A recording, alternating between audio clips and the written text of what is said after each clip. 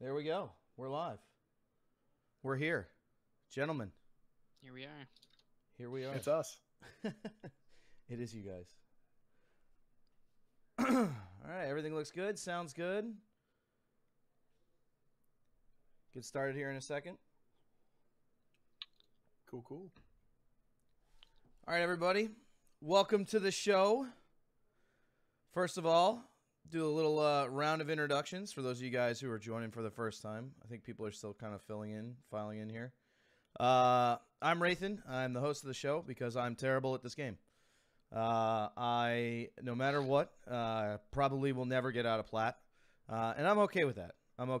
But I do want to get better every time I play, right? And so, I started doing this. I don't know if you guys were around for the last episode.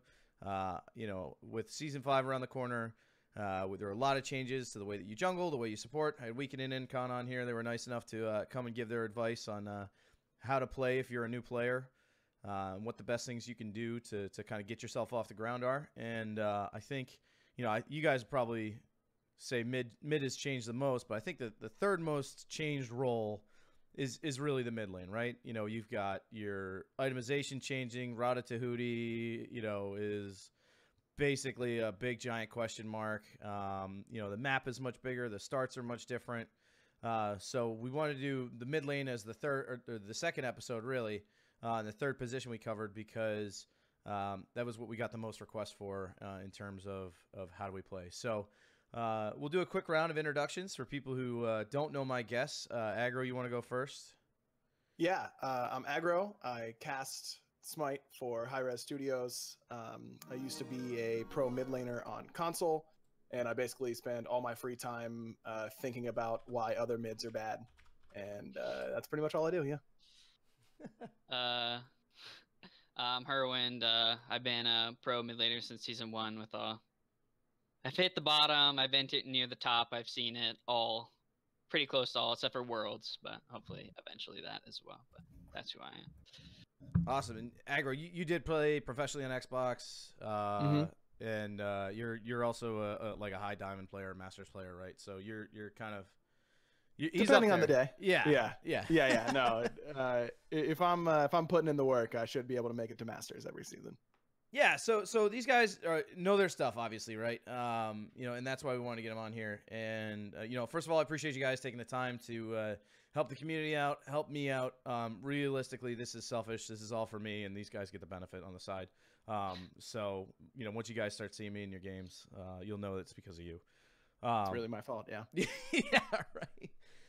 So let's dive right in. And we'll kind of bounce back and forth. I got the questions on the screen now. Thanks to the people who gave the feedback that they wanted to know what it is we're talking about when they join in the middle.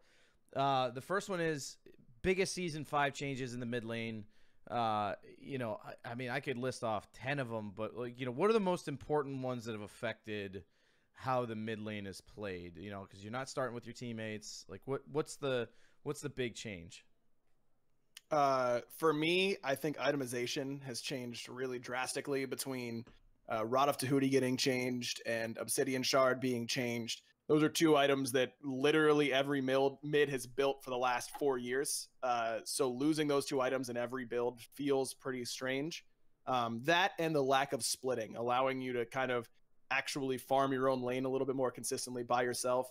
I think those two are the biggest differences between seasons 4 and 5. For me, I'm just going to have to say that, I'm going to have to agree with Aggro on this point, but for me, the biggest would probably just be that we're on our own, or mids are on their own more often than they were before, and that you just have a bigger impact, I think, with the speed that you're farming and the itemization all combined together makes us stronger than we were last season, and probably since season 1 or something.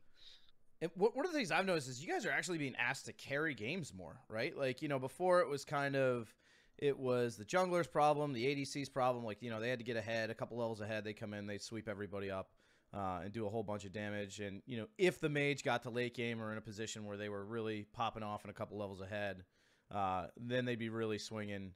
But now it seems like the centerpiece of the entire team fight is around the mage and whether or not they can hit their abilities.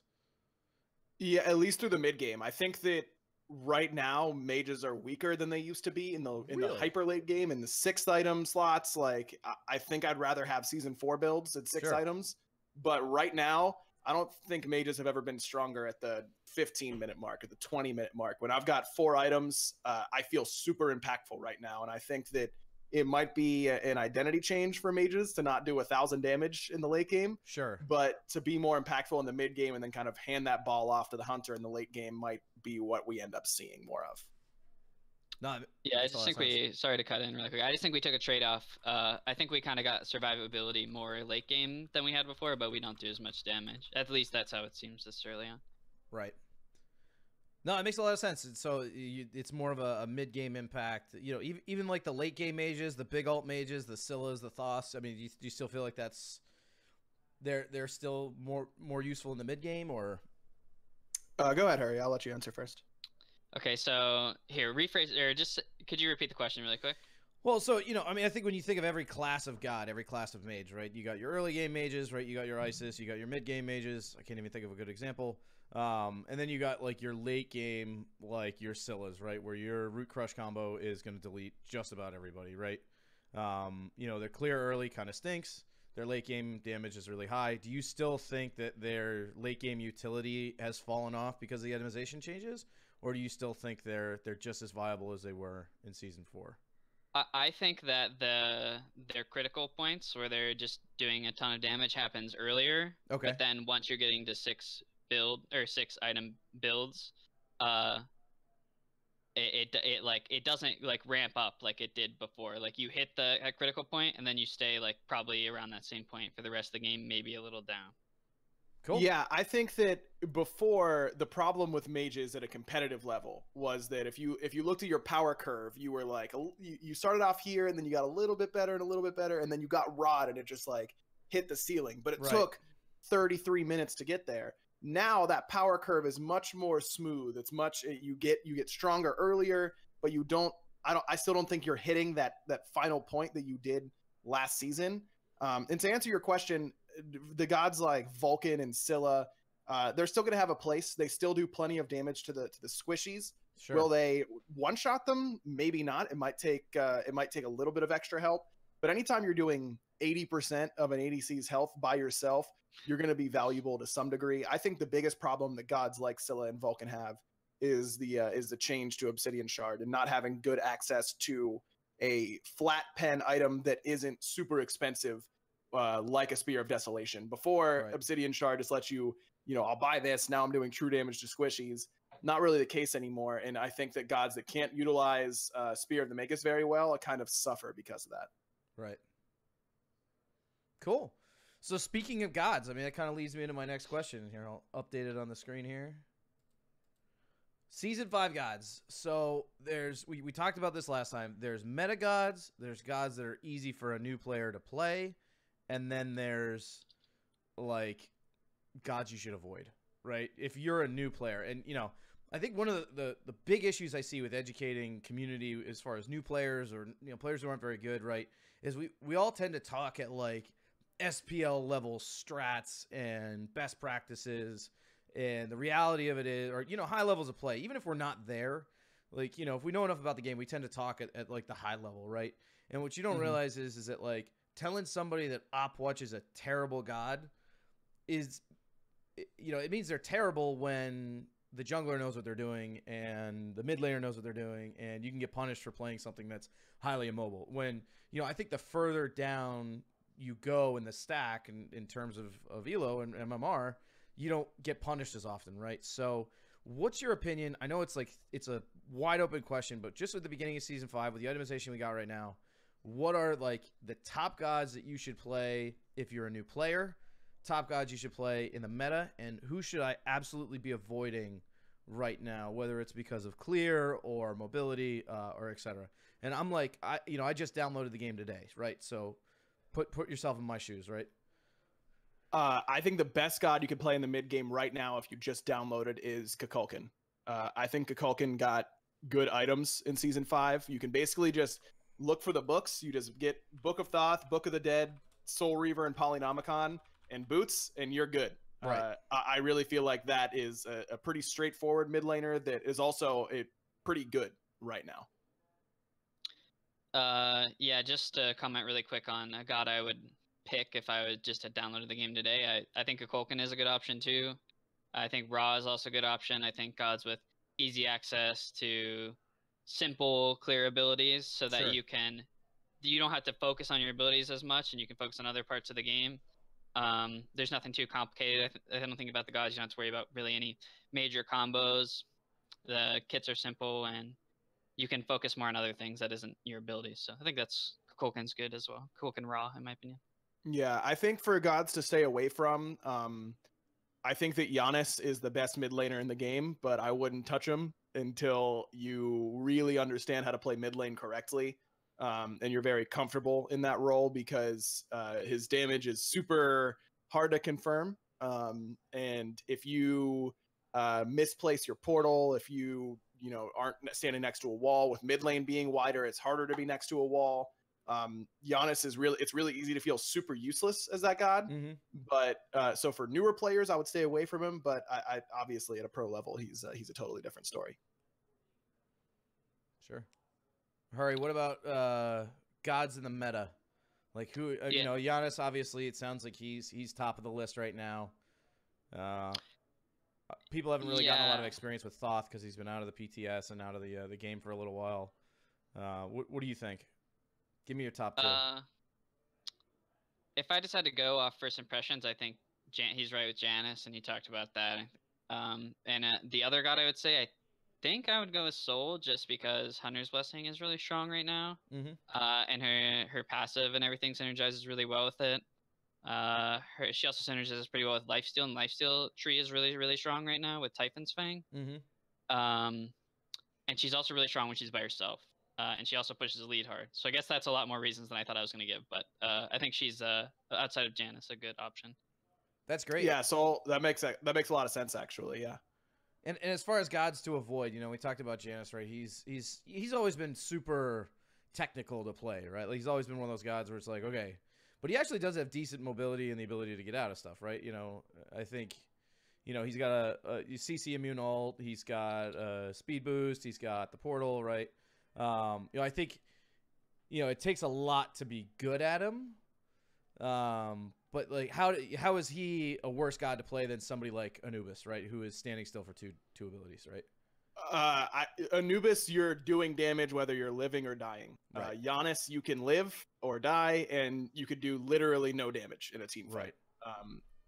Mid lane, so much.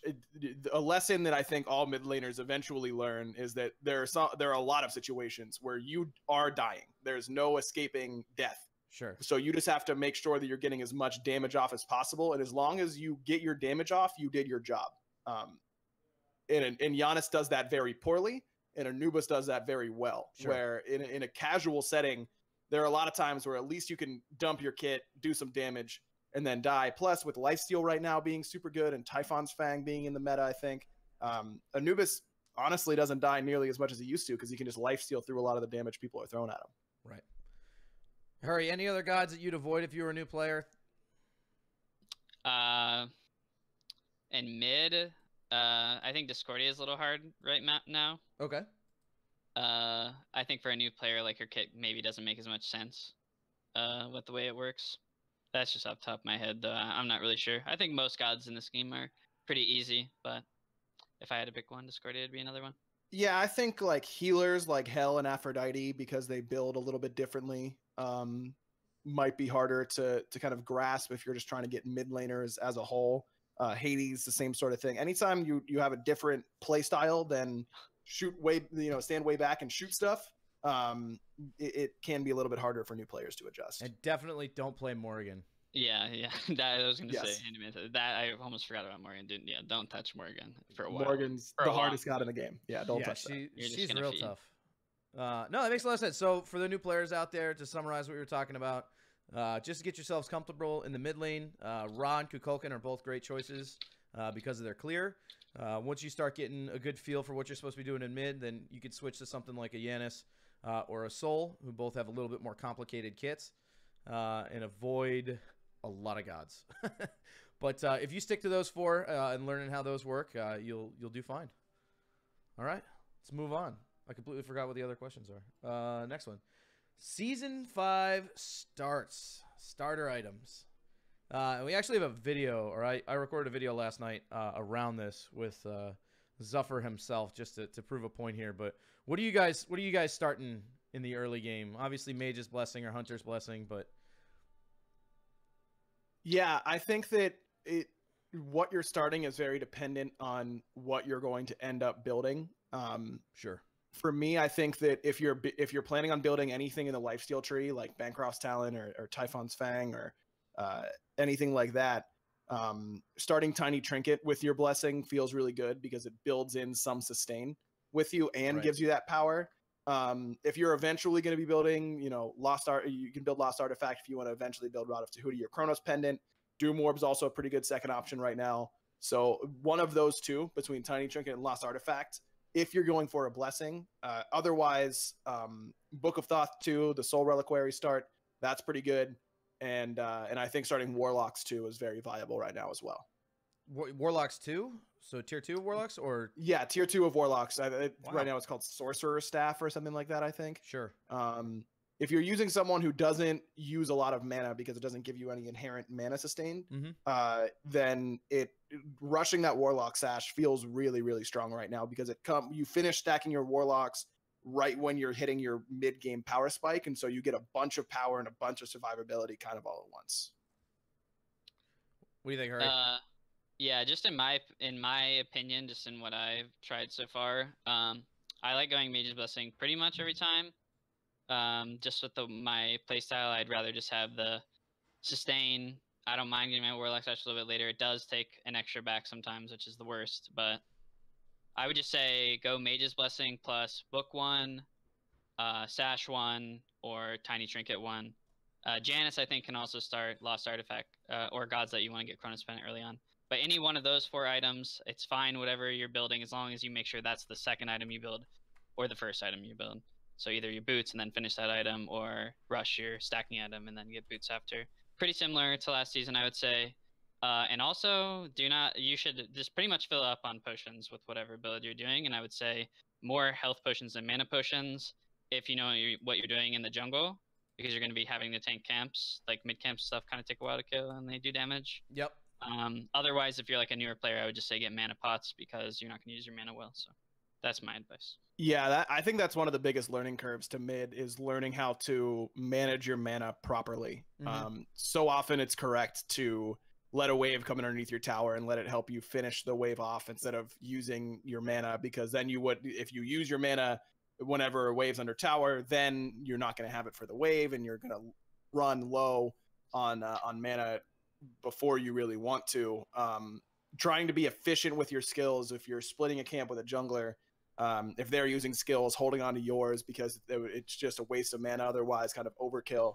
That is something, being conscious of how much mana you're using is a really good way to improve quickly, because if you can stay out on the map longer and kind of continue to farm, you're going to get a slight lead, and that's going to help you out a lot.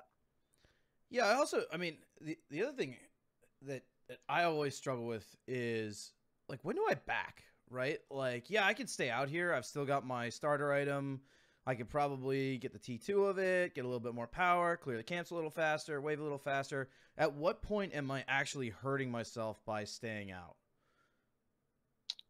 I'll start I would just say that if you're out of mana and you're not going to be able to clear waves or camps anymore, that sounds like really obvious, but sometimes you're going to be really tempted, like you're 300 gold away from finishing an item or something that you want. You're like, oh, I just want to stay to finish that. You should just back, because anyone that knows what they're doing is going to abuse you or know that you don't have mana, and then you're going to be useless if the enemy team is doing anything aggressive, if you have to fight. Right. Ideally, I would just plan ahead, so that way you know that you need to be super conservative with your mana so that you can finish that item. But I'd say in general, if you don't have mana, you need to back. And if you're low enough that you're gonna probably die, if you're thinking to yourself, I might die if I'm gonna stay here, like my health's kind of low, like this is dangerous, you should just back. It's a bad habit to get into, to thinking that you need to finish your items always before you back. you can always get something else. You can buy Sentry Ward, 2 normal wards. You can buy Chalice now. But yeah, you can find some other way to spend your gold, or you can just get a bigger back next time. Yeah, I think that the general rule of thumb is if you're thinking you should probably be backing, you should definitely be backing. And it's so bad whenever you think, oh, I'll back, and then you start your back, and then you end up not backing, and then you decide you did need to back. Like, that's just wasted time. Making a decision and sticking to it is pretty important when it comes to backing. And Hurry's definitely right. Trying to wait until you're finishing an item every time isn't ideal. It's never going to work out that way. The kind of general checklist that you want to look for before you back, though, if you do have mana and if you do have HP to work with, are there any neutral camps that I could be farming? Is my team going to be fighting, or is the enemy team going to be trying to fight us? If so, for either of those, you need to stick around so that you can affect that fight. And if there's a wave coming. Now, if you just pushed your wave, there's not a lot of neutral camps that are easily available to you or ones that you should be at, and no one seems to be fighting. Just back, top off on mana and health, grab an extra ward, because you should be able to make it back to lane before the next wave meets anyways. If there's nothing to do, there's not a whole lot to going on the map. You may as well just back, stay healthy, and try and keep your vision up. Sure. No, that makes a lot of sense. And I think the other thing is that even if you back and it's not really the best time, the minions kind of feel like they're way more tanky, and it takes even my tower a lot longer to kill them. So let's say they shove a wave under my tower, and I got to back because I'm low on health or low on mana or whatever. I found myself getting back and only missing a creep or two, right? So I think it's a lot less punishing to just take the L back and go top off on mana and health pots. So it's good stuff. Yeah, plus you're not denied 100% of the gold anymore whenever a tower hits a minion. You're at least getting a little bit there. So you're definitely right. Now, towers also fall a lot earlier because of the new minion changes and them continuing to target the towers. So you do have to be a little bit careful, but overall, it's definitely not as bad as it used to be whenever you let a wave come underneath your tower. Sure. Yeah, I know. I think every one of us at some point has said, oh, yeah, no, I could totally stay for one more wave, and immediately regretted it. Every time. I just wanted to touch on this briefly. We talked about this in DMs, and I think, I probably should have included like the top 3 things that new mid laners do, a little bit earlier in the segment. We've got it as a later topic, but starting boots in the mid lane is like, for those of you that are watching, and you guys could tell me if I'm completely wrong here, that is the cardinal sin of playing in the mid lane, is buying boots 1 in a bunch of pots. Your clear is so gimped. You lose out on everything. And I think a lot of people, just because of how cheap boots are and the power spike that it gives you, a lot of new players don't understand that, right? Would you guys agree with that? And then, is there any situation where you'd see yourselves buying boots 1 in the mid lane? I don't think so. I think on a mage, I guess. Yeah, of course, on a mage. I would just say that it becomes pretty apparent pretty quickly when you buy boots versus a tier 1 of a different item, how big of a difference it makes. And yeah, I just think it becomes pretty obvious when you try it yourself, and I would just never do it unless something changes from the way it is now. Yeah, I don't think in the current meta there's any reason to do it. And it's easy. It's an easy mistake to make because you look at build guides and you ask people and everyone says, "Oh yeah, you build boots then this." But getting that starter item, getting that little bit of extra power to help you clear early. Boots are so cheap as it is that you really should be backing for boots 2 most of the time, and then finishing it off with your next back. That's kind of the ideal back timing. At least it was in season 4. In season 5, it still feels pretty good to me. Right. To really just focus on getting 900 gold, backing and buying my boots 2. It's an easy mistake to make, but definitely one that's easy to remedy. Just buy, a tiny trinket, buy Book of Thoth 1, whatever your second item is going to be, buy the tier 1 of that, and then finish your boots first if you need to, if you need the mobility. But yeah, starting boots 1, definitely not the play. All right, cool. Awesome. And just, we're going to move these guys out for a quick second and then move over to here just to illustrate how bad it is to buy boots 1. Zuffer and I did a little clear exercise. So he's got Lost Artifact. I've got boots 1. For those of you who are watching, I wish I could full screen that. Here we go. Right. And we're going to do your typical mid lane start. Both of us are the same character. We're Ra. kind of move up, you poke at each other, right, and then you use your ability. So at about the same time, level 1, it looks like we're clearing just about similarly. Both have 1 creep down. And then where you really see it is right here when he starts to clear the back half of the wave. So now he's already forced me under tower. I have to sit back to clear these minions, which means that, and you can see it here in a second, when my minions start coming up, he's already got an ability off on me. I can't attack his minions. What this ends up translating into is that I don't clear this minion wave nearly as quickly, and he's able to go start farming in the jungle. So you'll see here, everything goes down. He gets a little heal off on his own minions, and he's gone. Right? And that's how important it is to not buy boots 1 in lane. I mean, you're absolutely destroyed. So, you know, that's top of my list as far as things not to do. Yeah. And I think it's one of the things that's not well illustrated in, you know, the kind of starter guides for new players. Yeah, it's really not only your abilities doing less damage, but your auto attacks are doing less damage. So every part of it's not like you're every 7 seconds he's got an extra 15 damage on you. It's all the time, and so even trying to trade back and forth. Plus, right now, 500 gold for 6% movement speed it's just bad. Boots 1 are just bad right now. Right. So before 300 gold, sure you can make an argument, I guess, but right now with how expensive boots 1 are. It definitely just doesn't. It's not it doesn't make sense financially or in the actual gameplay of it either. Cool, awesome. Hurry, any thoughts? Or you just echo what Aggro said? Yeah, I'm just gonna be an echo on this one, I think. All right, good. All right, next question. Warding 101. First of all, let's touch on it real quick. Oracle Chalice. Sounds like as a mid laner, you need to ward for yourself a lot more than you used to. What do you guys think about Oracle Chalice, and when should I pick it up? Right after I finish boots, if I got a couple extra 100 gold, should I wait till later in the game? What's the deal there? For me, I don't really know this early on. It seems, I mean, it's obviously better. It's 100 gold less. We don't also know the map as well, so knowing where the words are going to be best used is kind of hard this early on in the life of the season 5 metagame. But overall, I mean, it just feels like, I mean, if I hadn't bought a ward before I bought Chalice, which is ideal, not always the case, it only takes 6 wards to pay itself off, and it kind of is a pseudo way to encourage yourself to ward more as well, because once you have it, they're free. So I think it's a pretty strong item, and I think if you have backs where you just have like a weird amount of gold where you can't start at tier 1 early on in the game, I think that you should pretty much always get it if you feel confident in that you'll remember to put them down or like have a good idea of where they might be useful. Yeah, I think that the fact that it's 100 gold cheaper than last season is a pretty big deal. And the fact that you are alone more often as a mid laner right now, where your jungler isn't there to ward for you, your support isn't there to ward for you as much. I do think it's viable.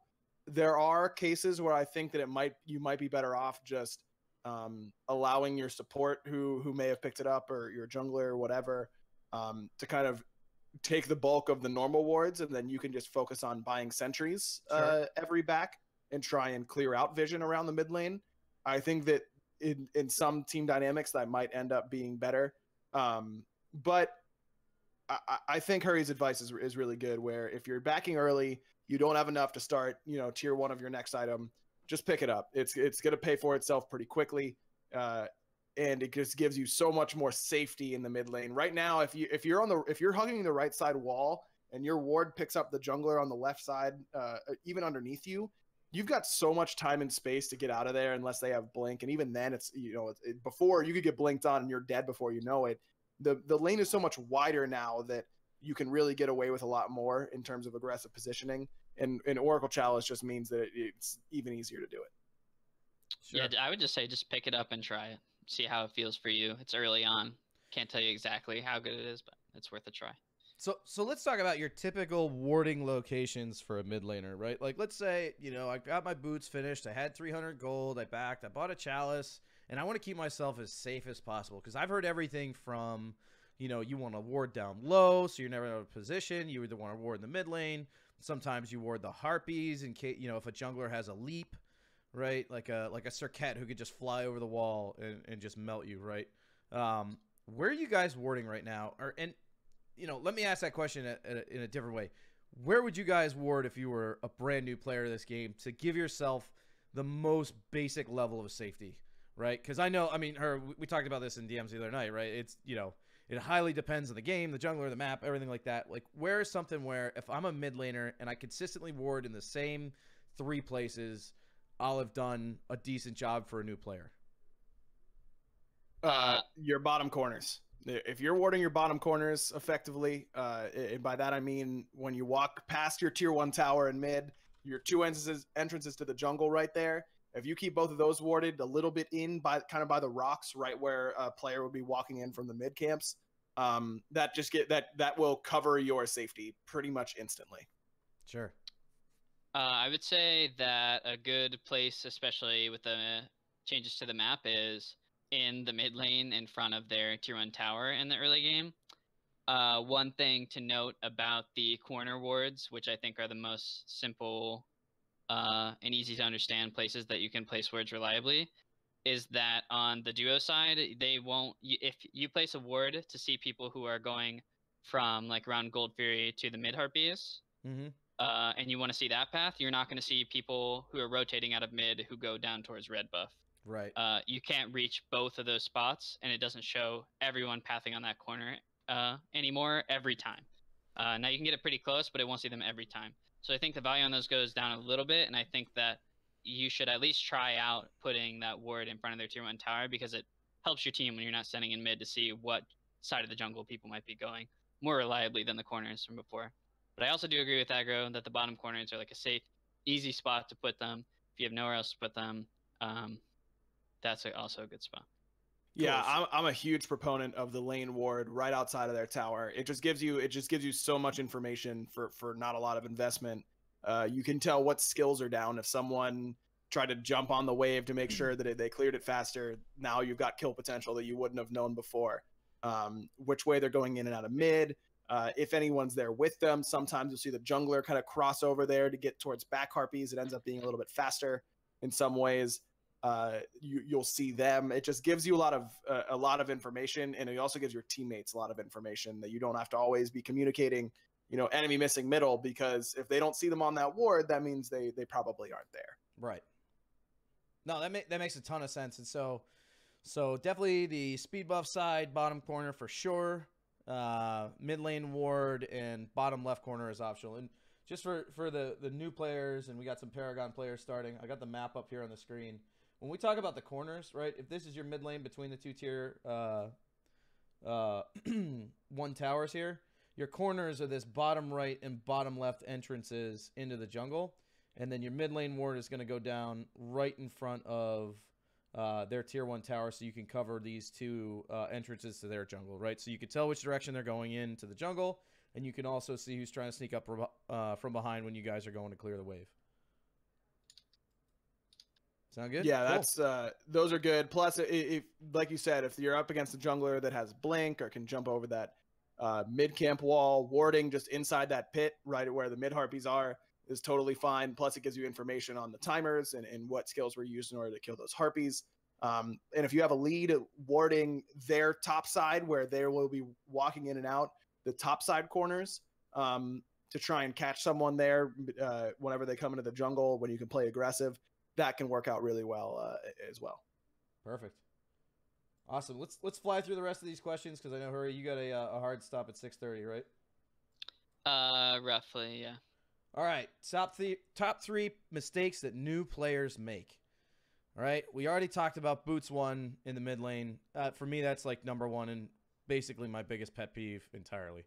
What else do you guys see out there that, you know, when you lane against somebody, as soon as you go in a lane, or, you know, they do something every single time and you go, oh, I totally got this guy? For me, it's probably not keeping track of cooldowns. And you don't need to know, you know, that every ability's exact cooldown number, but you know, if I'm Agni at level 1 and I use my flame wave on you instead of hitting the minions, that's your green light to play aggressive, because I'm a mage level 1 who is not going to be doing too much damage with my auto attacks. Trying to, and if someone puts themselves in a position to get poked out while you can still clear the wave, that can be really advantageous. So I think that the first one that I would say is not understanding when to be able to play aggressive, specifically in the 1v1 that you can actually have now in the mid lane with another mage.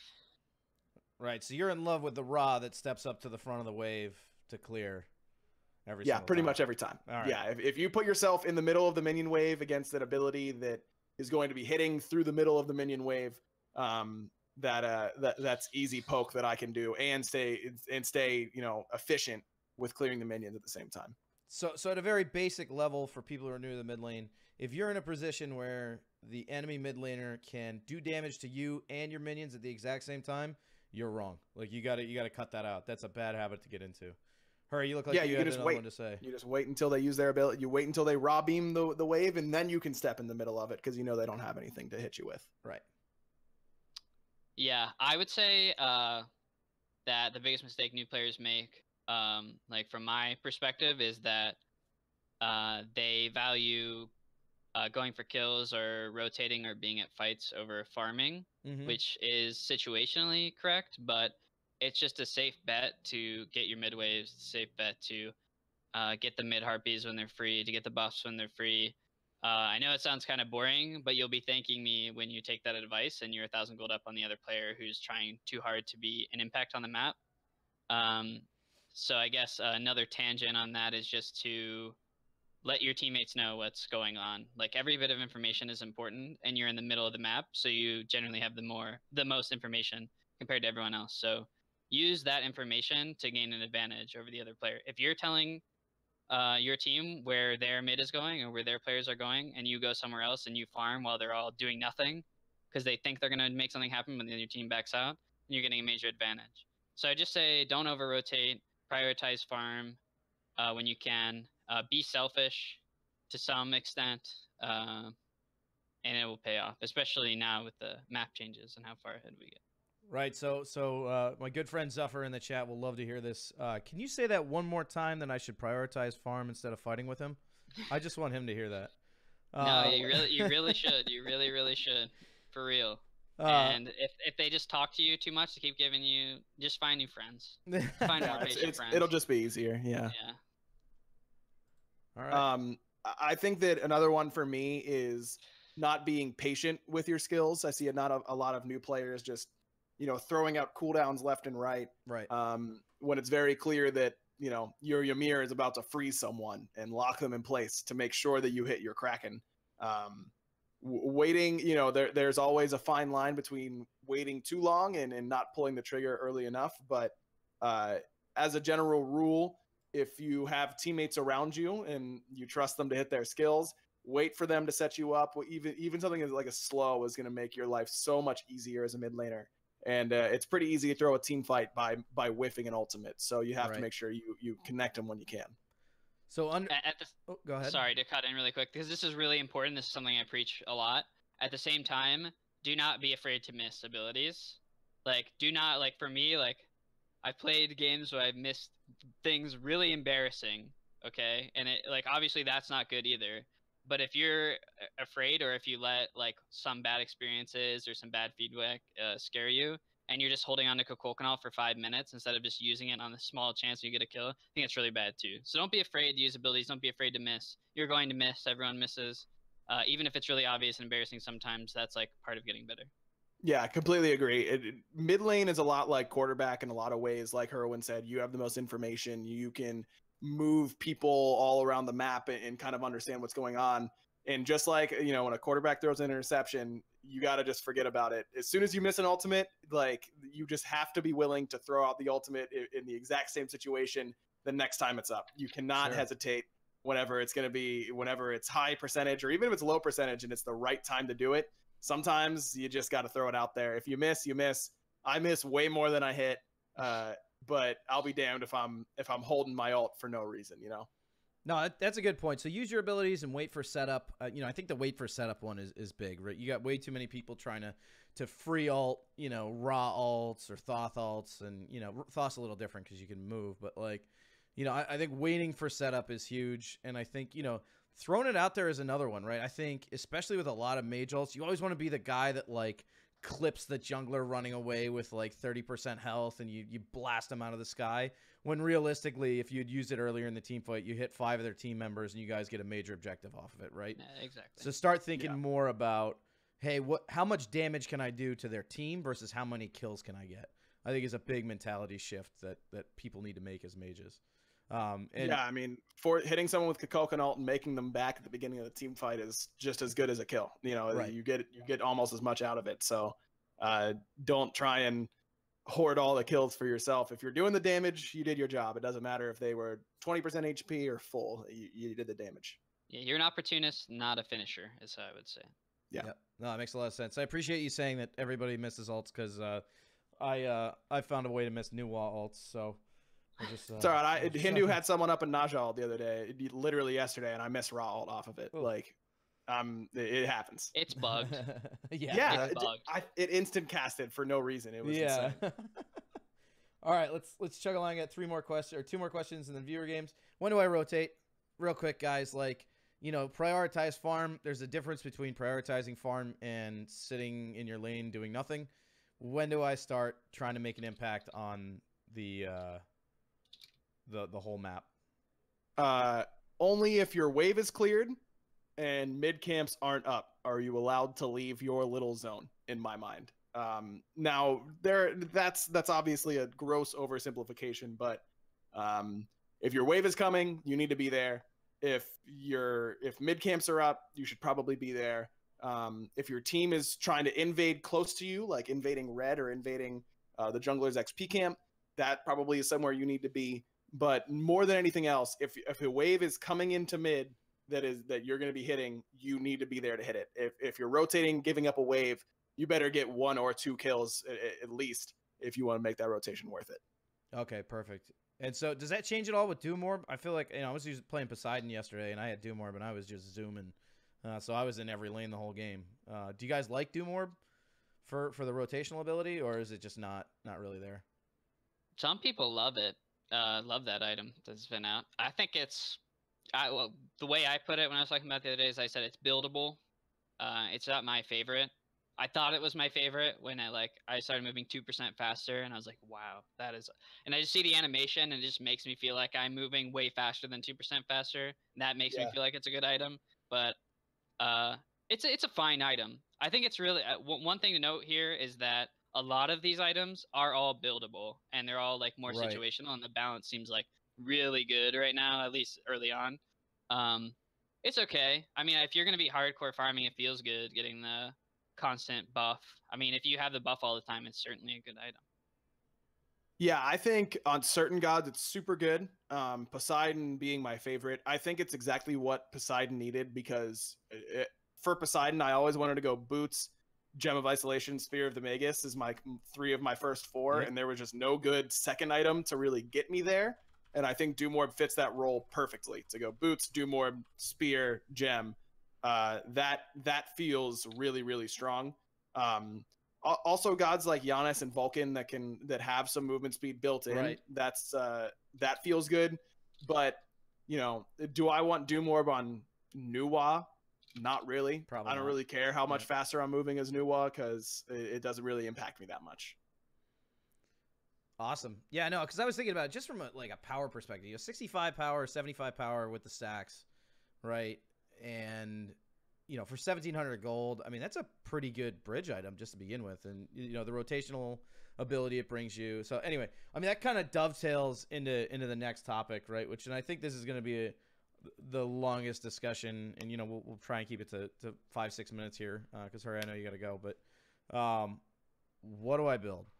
Right, and we could talk, since we're staying at like the base level of Smite, like your new players, your bronze through Plat 3, right? So we'll stick to Ra and Kukulkan, but you know, I think this is the most confusing time to play as a mid laner, and a new mid laner at that, because there's so much viability.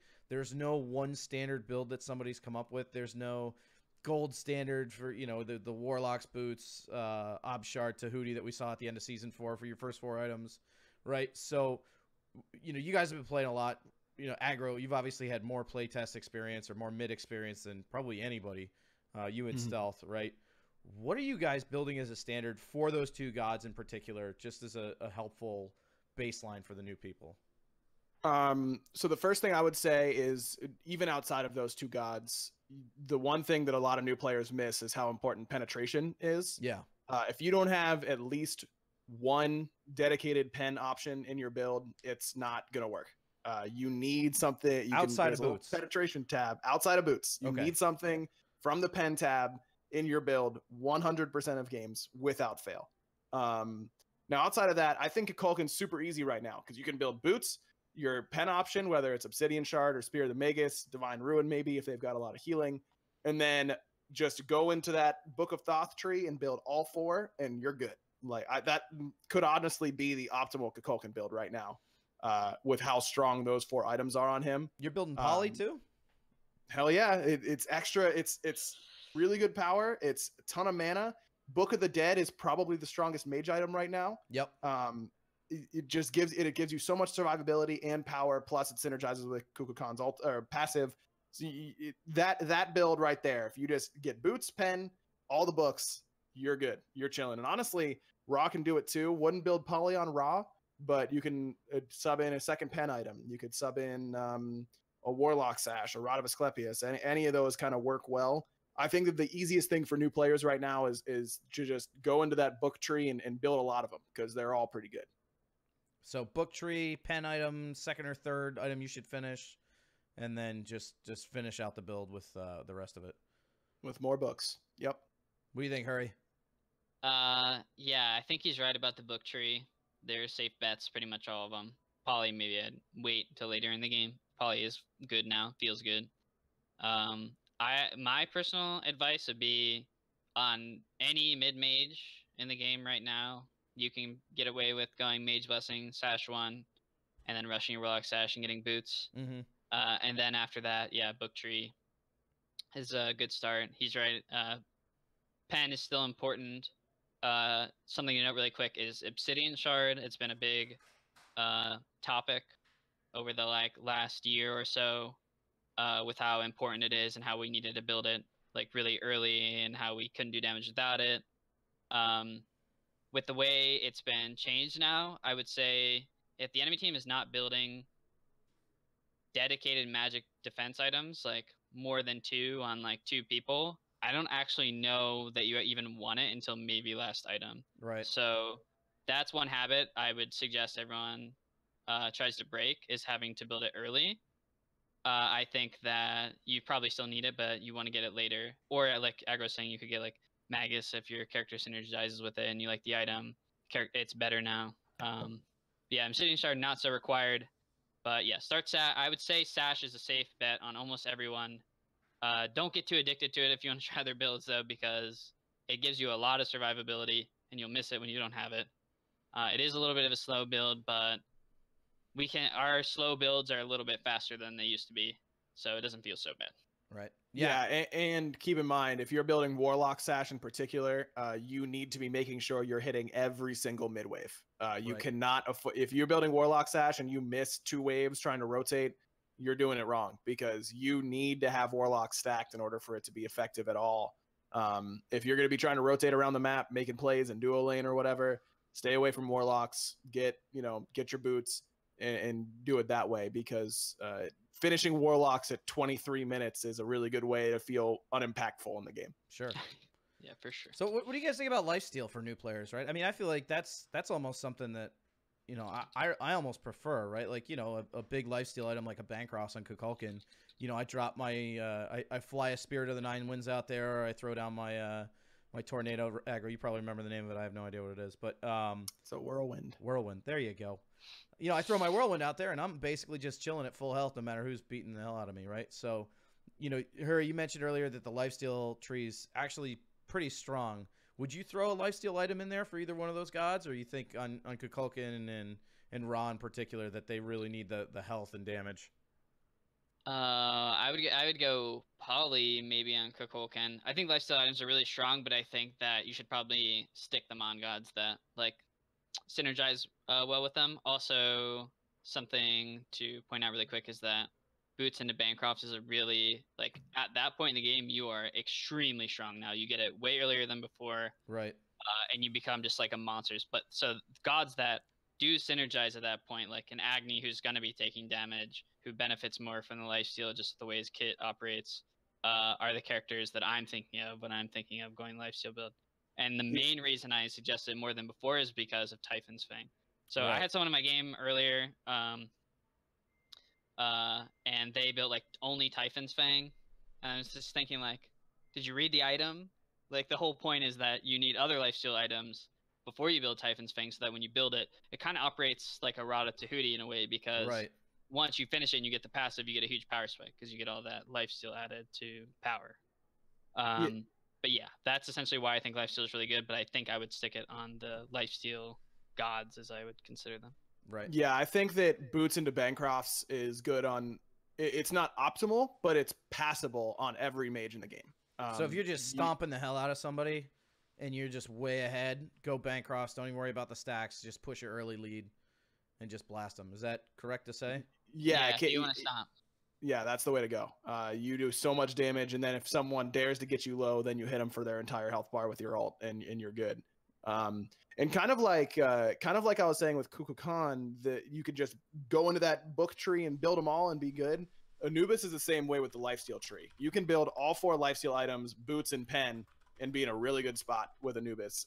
Because I really think that specifically Soul Gem, Bancrofts, and Typhons are really, really strong right now. I think Soul Gem is sneaky good. Pythag's piece, not my favorite, but still has a place. You can in Anubis, in my mind, Anubis was the first god that I ever bought whenever I got into Smite. I love Anubis. I think he can do really well at not even a new player level, but just a casual level in general. Sure. I think he could be really impactful, especially right now with this itemization. If you buy Bancroft's Typhon Soul Gem, you're healing and you're doing 1 million damage at the same time. I think it can work really well. Right. Yeah, I'm just gonna give a quick nix to the Soul Gem. That's just my. No, you don't like it. You don't like it. I have to butt heads somewhere with Aggro. I'm not getting behind that item. Not until someone proves me horribly wrong and destroys me with it, and of course I'll change their mind really quick. But I think it'll change when you get hit for a water hands from Hevo with that 25% extra magical scaling. Like it'll half health you. It's insane. It's tough to use, but it's insane.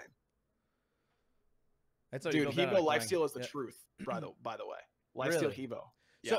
So just real quick, Hurry, you mentioned gods that synergize well with lifesteal. Can you just give a quick list of that, and then we'll move on to viewer questions? Yeah, so I would just say that the biggest gods off the top of my head would be Soul. Quick explanation is she does a lot of basic attack damage too, and she already has like a heal built into her one in her kit. Mm-hmm. So just that ability to quick heal up in the middle of a fight or later is strong, especially for her. Sure. She operates kind of like an ADC in some ways, although I don't build her like with the rings like some people do. Agni, because he's always taking damage, and his abilities are like scaling insanely well with the lifesteal. I don't know. If you try it, you'll know why it's good. I think you can do it on some other gods. I think those are the premier gods. Obviously, Anubis, I didn't mention Anubis. Obviously, Anubis is the premier lifesteal god. And I'd say that those are the top 3. I could be missing someone off the top of my head. I'm not looking at a god list, but when I think of going Bancrofts into Typhon's Fang and just one-shotting people and lifestealing full health with like 2 abilities, I'm thinking of those 3 gods in particular. Cool. Great.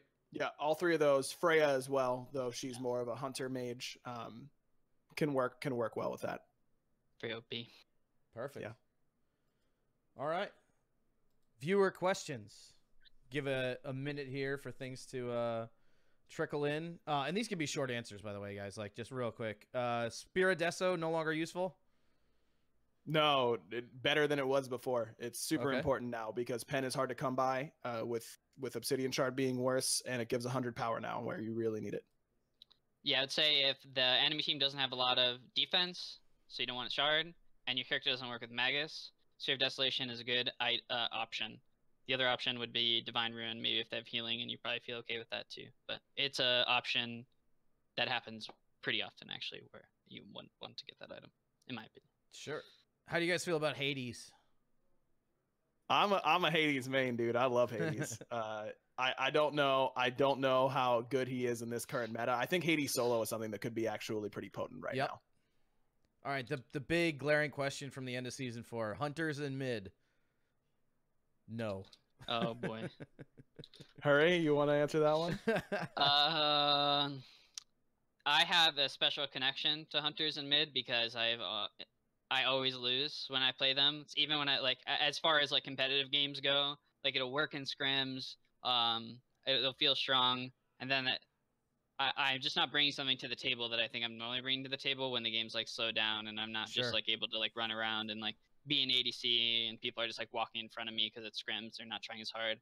I think they're okay in like a rank setting in some situations. Like if you feel like, okay, if you have like Freya ADC and a Guardian solo, and you feel like you need physical damage, I think it's fine. I think it's a really different playstyle, and you really need to understand why it's a different playstyle, even if you go ability damage build. I think the ability damage build is really strong right now with Transcendence buff and Crusher. Mm-hmm. But you don't have the punishing AoE damage that you normally have out of mid lane. And also, if you're physical in mid and your jungler is physical, which it usually will be, then if it's just you and him doing damage to someone, and they can stack physical defense like more reliably, and you'll have a harder time killing people. So I think there's like a lot of issues with it, but I don't think it's unviable. I think that for what it's worth, Neath mid is it feels pretty strong to me right now with the Transcendence buff, and you can go Mage's Blessing. It feels good on her, and all of a sudden you get 20% CDR really, really early on in the game, and you can use your ult pretty effectively. Sure. And you guys are the mage experts, so I'll ask here. I asked this last week to Weekend, but what do you guys think about mages in the jungle? Have you guys seen that been successful lately? I mean, Hurry played with Raijin jungle quite a bit. I think it sucks ass. This is a family recording. I think Not that part. I think that something like Poseidon could work right now in jungle with the extra movement speed and early Doom Orb and that kind of stuff. We'll see. For me, assassin itemization is so good right now that I don't see a lot of point to running mages in the jungle. Build your Heartseeker and your Crusher and one-shot someone. You don't need to have the super long cooldowns to do it right now. Gotcha. This game in earlier, Warlock Sash, we've seen it built a lot. We touched on it a couple of seconds ago with the mid builds. But, do you see that as being a fairly essential item for the casual or no? You're talking about Mage's Blessing, right? No, Warlock Sash. Sorry. Oh, Warlock Sash. Yeah. Oh, I thought you said Mage's Blessing. This could be a 2-minute answer, by the way. So. Yeah, I don't know that it's essential. I would say that it's good. I think it's a good place to start. I wouldn't say it's essential, but I think it's a strong choice for new players. I think it's more essential for competitive play than casual play. I'll say that. I don't think that in a casual play you can get away with less survivability by just moving around better, having better positioning, and working on your juking and that kind of stuff. Awesome. CDR or pen boots? Pen. Both actually. Oh. I kind of changed my mind. I think CDR boots are better than they were before because we're alive longer. We get more cooldowns off. The mana feels nice. Maybe it always felt like that, and I've just been playing it more. I've been seeing some more people go cooldown boots. Both are good options. That's going to be my final answer. I've always been biased against cooldown boots for what it's worth. I just feel like right now, if I'm playing Scylla and I don't want to build Obsidian Shard, I'm already hurting so much for pen that getting even that small boost of penetration from my boots feels good to me. Right. Yeah. I would just say there are some gods I would definitely never build it on, or cooldown boots on, and it still looks ugly to my eyes to look at those blue boots because I'm so trained to those purple boots. I know they do damage just looking at them. I've played the game so long. I know other people know what I'm talking about. Some items you look at them, you're like, wow, that does damage just from looking at it. You're so used to building boots, it. Baby. It does do a lot more damage. If you're a newer player, I would just say stick to pen boots. The pen is harder to find. I do agree with that. But cooldown boots are viable on some gods, like Janus, for example. Awesome. How do I know when to finish my boots or finish my tier 1 item that I bought at the beginning of the game? If you, in my mind, if you have like 1,000 gold, you should build boots 2 on your first back in order to give yourself some survivability. If you have enough to finish your stacking item, or if it's a Warlocks or a Book of Thoth, build it right away. You're kind of in that in-between zone. If you've got 1,700 gold, not quite enough to finish anything else, but you can get your boots, buy them. It just kind of whatever you have gold for, do it, in my mind. Right. Yeah, I'd say if you're rushing book or sash especially, I would always try to finish them first. The only time that you wouldn't is when Aggro is saying when you can't finish the item but you can finish full boots. I would get boots in that situation, but otherwise I would try to finish your sash especially before anything else. Yeah, finish the item. Sure. Awesome. Chronos Pendant, out of the meta, in the meta? What are we thinking? Too expensive? I think it's good. I think it's a luxury item on most gods. So fifth like or sixth Giannis, item? I think it's really good to pick up early. Yeah, like 5th, 6th, somewhere in that slot. I think that on gods that you're not going to be doing damage in the early game anyways, like Nuwa, just kind of using it as a utility tool in the early game, and then all of a sudden you're also getting a ton of ults late game with it. I think it can be fine. Overall, it's worth building on gods where you really want the cooldown, but if I'm playing Poseidon or something like that, I'd rather get some extra utility than just extra Krakens. That doesn't matter too much to me in the late game. All right, cool. Awesome. All right, the big... All right, so one quick question. Double stacking, yes or no now? You guys can give me a yes or no. Aggro? Sometimes. Great. Hurry? Yes, plus Book of the Dead. All right. Yeah. And then the big contentious question, we talked about this before we got started today. We got a couple of minutes before Hurry's got to go, so we can have a little bit of a conversation about this. But starting with your jungler at the speed buff, what are we thinking? Hurry, you have some pretty strong feelings on it. I've seen it be the most comfortable thing that everybody's done recently. So what do you think there?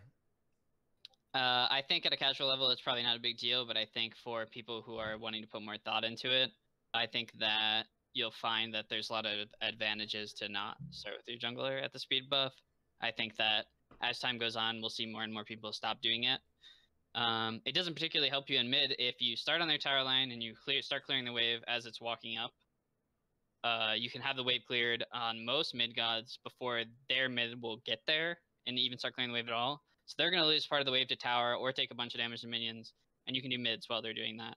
And you hit 2 off mids since you're soloing a mid wave. So I think that there's more advantage in starting mid right now. And I'm not really sure. I think when the PTS first came out, the speed was probably 22 seconds instead of 25 like it was intended. So some people kind of got trained to start at speed because at that time, it was 3 seconds earlier. So you'd get to mid pretty quick and you wouldn't really lose anything if the other guy started there. But if the other guy's starting there and you're starting at speed, you're going to be stuck clearing creeps on their tower while they get mid camps. And while you hit 2 after the first wave, they'll hit 2 up mid camps.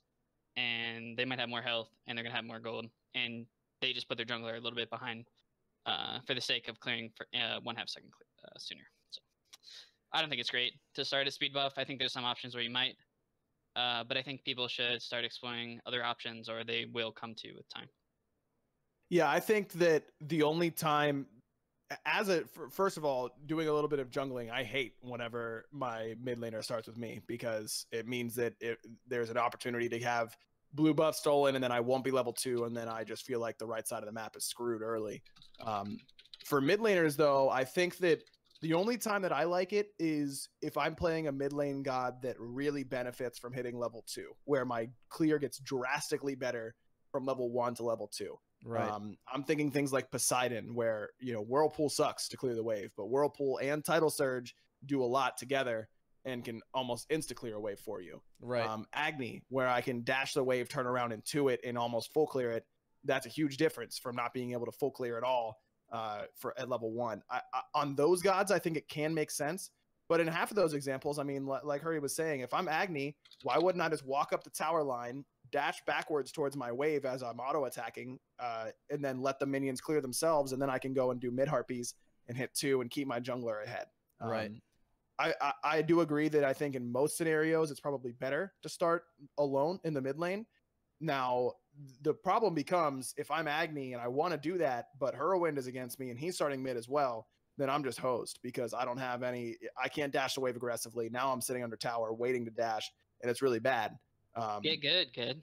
Well, Get good. I've tried a lot. So but if you recognize that your level 1 clear is kind of bad, like on an Agni, right? Or it's very situational, and you have to use your dash aggressively to be able to do it. You're better really off starting the speed, right? So I mean, I think that's the big question. And so if you got decent clear, or if you can clear effectively, right? So like if you're a Kukulkan and you can toss that whirlwind way deep into their tier 2 tower to clear, definitely step up to the tower line. And if the people you guys are playing against are still doing the speed buff start, you'll have a sick advantage over them. Just make sure you go to the left and right mid camps while that wave is down. Don't just sit and wait for the second wave, because then you're going to be behind. The timers are important, especially. So if you're getting mid timers, it's a minute and a half now. They're up really often, and it's really hard for the other team to keep track of when they're spawning. Right. So I think getting the first set of mid camps can be a really big advantage as well. So even if everything is a wash at the end of the day, you get a timer they don't have. So I think it's just an overall positive thing. But Aggro is right. If you're going to get owned in the 1v1, you're a bad god and they're a good god, and they're just going to punish you and poke you out. Starting speed does make more sense. So I agree with that. Cool. Awesome. Aggro, one last question for you. Shock mid, what are we thinking? Crit only?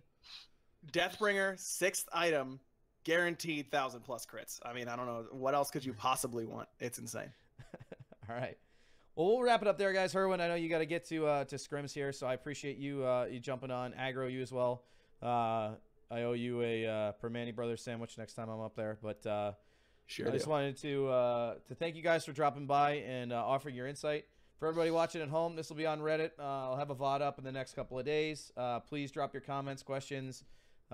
Tweet at these guys if you got anything. Also, they've got their Twitch and their Twitters down there. If you guys are looking to get a little bit more in-depth insight, we kind of cover things at a really basic level in the mid lane. If you want to start asking things that are a little bit higher level, more competitive, definitely go check these guys out. They stream quite often, or they're required to.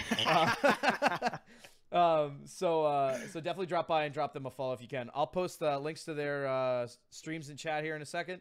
And yeah, we'll see you guys next week. Our guest for next week is going to be Anatoliy and FineOkay talking about the solo lane. So if you came here expecting something, bless. Oh, I know. We're trying to make people better, not worse. I don't know what I was thinking. So if you came here expecting to talk about all things Smite, just know that there's going to be an episode dedicated to each role, and then we're going to have a couple of high-level ones after that, talking about the game itself. So be sure to keep an eye on Twitter, keep an eye on Reddit, and an eye on YouTube. And we'll see you guys on the next show.